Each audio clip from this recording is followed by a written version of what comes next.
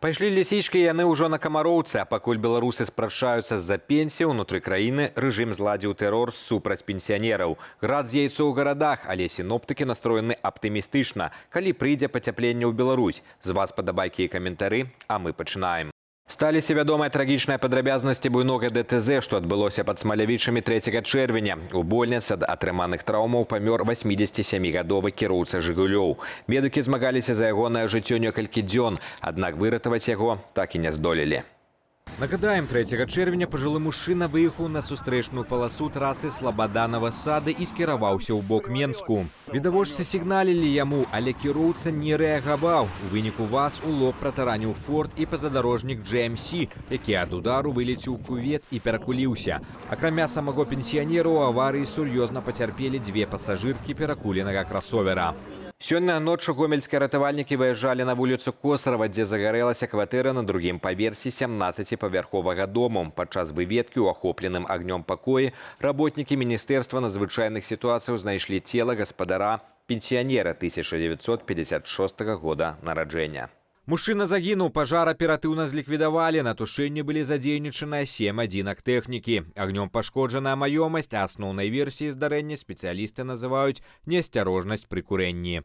Напярэдадні ўвечары Мсціслаў накрыла непагадзь. Буйны град памерам з курынае яйка сыпаў каля 15 хвілінаў. Мясцовыя жыхары дзеляцца ў соцсетках здымкамі анамальных кавалкаў лёду.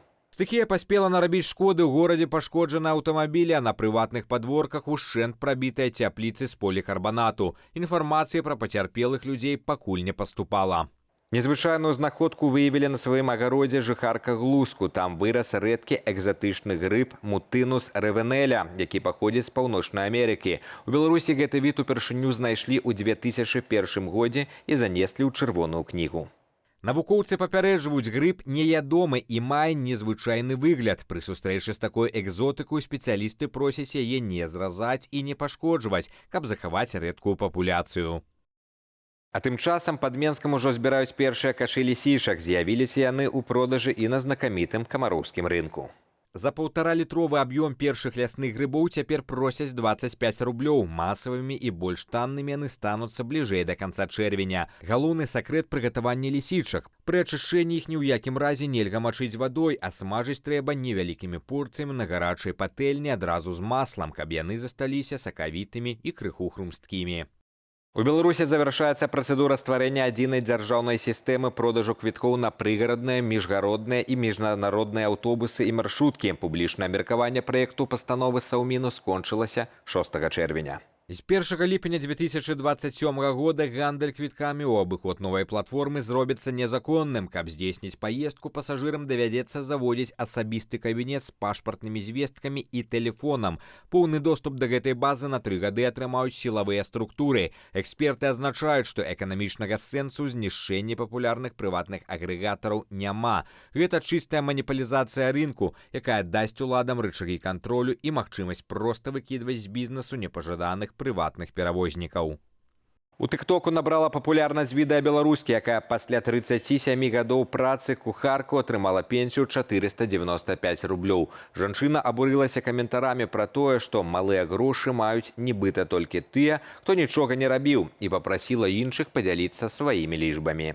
Что сказали по телевизору? По телевизору у вас минималка вон какая. А я проработала 37 лет поваром стажа, да, и ушла на пенсию 495 рублей. И мне еще сказали в моем пенсионном, что у меня еще не самая плохая пенсия. Говорит, вы сколько думали? Я говорю, 500, так уже как расходы те были, как вот пенсии какие-то маленькие были. Насколько вы надеялись? Я говорю, 500. Она говорит, 495. А люди получали и по 395. Так что вот не нравится, не люблю я, когда люди вот ядом извергать таким вот на других. Одна ты работница, вот одна ты работница. Рэакцыя карыстальнікаў паказала велізарнае расслаенне. Медсястра з 36-гадовым стажам паведаміла пра пенсію 785 рублёў, а даярка пасля 39 гадоў працы ў калгасе атрымлівае 790. Пры гэтым іншыя каментары хваляцца выплатамі ў 1000, 1500 і нават 2500 рублёў на сям'ю інжынераў, што чарговы раз падкрэслівае, працяглы стаж у Беларусі зусім не гарантуе годную старасць. Пішыце ў каментарах, якая пенсія ў вас. Рэжым Лукашэнкі працягвае бязлітасны тэрор супраць пажылых людзей. Менскі гарадскі суд вынес жорсткі прысуд Александру Катляніку. Мужчына больш за 20 гадоў аддаў бізнесу, а ў 65 гадоў змяніў прафесію, зрабіўся айцішнікам. У жыцці Александр прынцыпова карыстаўся беларускай моваю. Цяпер замест спакойнай старасці 72-гадовы мужчына адправіўся за краты. Яго абвінавацілі паводле цяжкіх палітычных артыкулаў за ўдзел у экстрэмісцкім фармаванні і заклікі да шкоды нацбяспецы. Дакладны тэрмін пакуль невядомы, але пажылому праграмісту пагражала да 12 гадоў калоніі. Міністэрства антыманапольнага рэгулявання і гандлю правяло маштабнае правяранне крамаў і кавярняў пры аўтазаправачных станцыях па ўсёй краіне. Як паведамілі ў прэс-службе ведамства, парушэнне заканадаўства зафіксаванае амаль у палове пракантраляваных пунктаў. Тым не менш, сітуацыя з пратэрмінаванымі таварамі палепшылася. Калі ў лютым парушэнні фіксаваліся масава, то цяпер праблемы назіраюцца толькі ў Берасцейскай вобласці. Кампаніям «Беларуснафта» і «Лукойл» выдадзеныя загады неадкладна зняць з продажу пратэрмінаваныя мясныя кансервы і сушаную рыбу. Пра ўсе хібы марк ужо праінфармаваў канцэрн «Белнафтахім».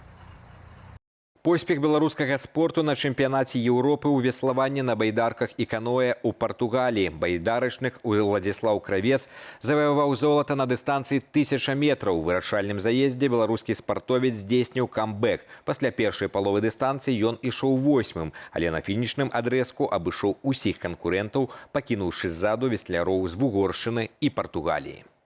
Для краўца гэта трэцяе золата чэмпіяната Еўропы ў кар'еры і першая перамога ў асабістым заліку.